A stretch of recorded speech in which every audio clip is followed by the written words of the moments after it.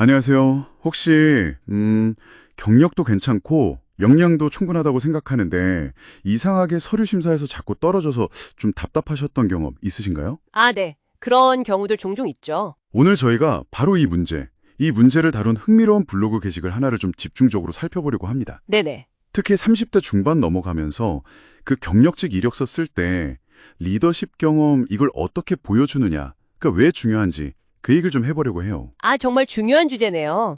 저희가 오늘 볼 자료는 제목이 이렇습니다. 30대 중반 이후 이력서의 리더십 경험 기술은 필수. 해시태그 경력직 이직. 네, 제목부터 확 와닿는데요. 어쩌면 지금 듣고 계신 당신의 고민에 대한 중요한 실마리가 될 수도 있을 것 같아요. 한번 같이 파고 들어볼까요? 좋습니다. 이 블로그 글이요. 그 30대 중반 이상 경력자들이 흔히 겪는 상황을 딱 짚어내더라고요. 어떤 상황이죠? 뭐 예를 들면 전에 다니던 회사도 괜찮고 지원하는 직무랑도 잘 맞고 업계 경험도 있고 학력, 외국어 능력, 심지어 희망 연봉까지 다 괜찮은데 네. 근데 뚜렷한 이유를 모르겠는데 서류에서 그냥 뚝 떨어지는 거예요. 아, 네. 정말 답답한 상황이죠. 스펙상으로는 부족한 게 없어 보이는데 말이죠. 그렇죠. 근데 이 글쓴이의 관찰이 상당히 날카롭더라고요. 어떤 점을 지적하던가요? 이런 지원자들한테 꼭 물어보는 질문이 있다고 하는데요. 이력서에 혹시 리더 역할을 했거나 아니면 리더십을 발휘했던 구체적인 경험을 적었냐는 거예요. 아, 리더십 경험이요? 네. 근데 여기서 포인트는 공식적으로 팀장 같은 직책을 맡아본 경험이 없는 경우에 많은 이력서들이 그냥 실무자로서 자기가 뭘 잘했고 어떤 성과를 냈는지 여기에만 집중하는 경향이 있다는 거죠. 아, 맞아요. 바로 그 지점이에요.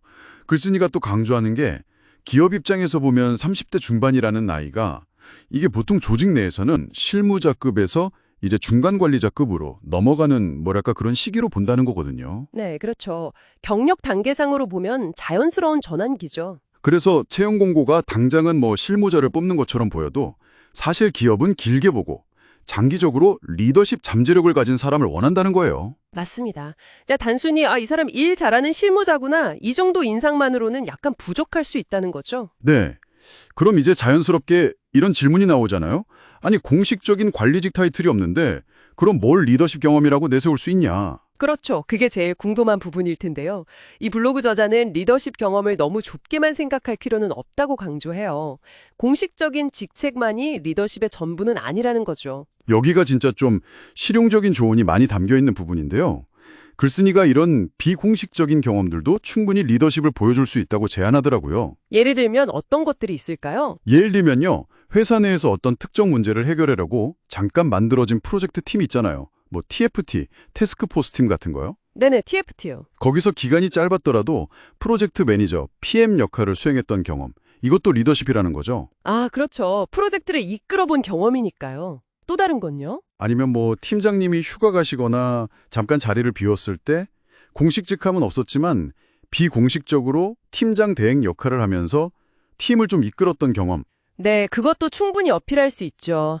책임감을 보여주는 거니까요.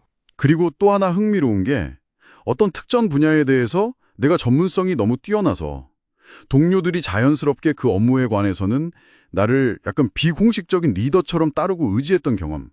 이것도 포함될 수 있다는 거예요. 아, 그것도 중요하죠. 전문성을 바탕으로 한 영향력, 그것도 리더십의 한 형태거든요. 맞습니다. 그럼 이런 경험들이 대체 왜 그렇게 중요한 걸까요? 이게 이력서를 단순히 그냥 내가 과거에 뭘 했다는 기록 나열로만 보면 안 되고요. 당신의 성장 스토리를 보여주는 하나의 서사, 이야기로 봐야 한다는 거죠. 성장 스토리요? 네.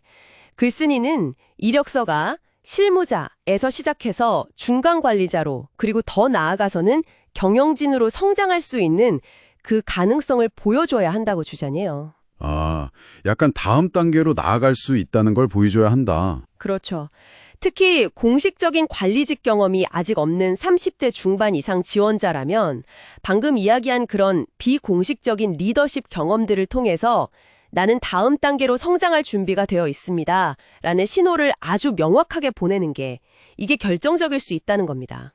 그러니까 이게 빠져 있으면 다른 스펙이 다 좋아도 서류에서 떨어지는 어떤 숨겨진 이유가 될 수 있다 이런 거네요. 네, 바로 그겁니다. 채용하는 쪽에서는 그 잠재력을 읽고 싶어 하니까요. 자, 그럼 지금 이 이야기를 듣고 계신 당신께 이 모든 게 어떤 의미일까요? 결국에는 당신의 경력 속에서 그게 공식적인 직함이 있었든 아니든 리더십을 발휘했던 순간들을 그냥 흘려보내지 말라는 거죠. 채용 담당자가 그냥 당신의 실무 성과만 보고 이 사람은 리더십도 있겠지 이렇게 알아서 읽어줄 거라고 기대하면 안 된다는 거죠. 그렇죠. 명확하게 보여줘야 합니다. 네, 오늘은 30대 중반 이후 이력서에 리더십 경험 기술은 필수라는 블로그 글을 통해서 경력직 이력서에서 리더십 경험을 드러내는 게 얼마나 중요한지 같이 살펴봤습니다. 네, 핵심은 그거였죠. 공식적인 직함이 있든 없든 어떤 형태로든 리더십을 발휘한 경험을 명확하게 보여주는 것. 맞습니다. 그게 중요하다는 점이었어요. 마지막으로 한 가지 더 좀 생각해 볼 만한 점을 던져드리고 싶은데요. 네, 어떤 걸까요? 이런 비공식적인 리더십 경험들을 그냥 이력서에 나 이거 했다 이렇게 단순하게 나열하는 것에서 그치는 게 아니고요. 그 경험을 통해서 당신이 구체적으로 어떤 영향력을 미쳤는지, 그래서 어떤 성과를 이끌어냈는지 이걸 좀 효과적으로 보여주려면 스토리를 어떻게 구성해야 할까, 이 부분을 한번 고민해 보시면 좋을 것 같아요.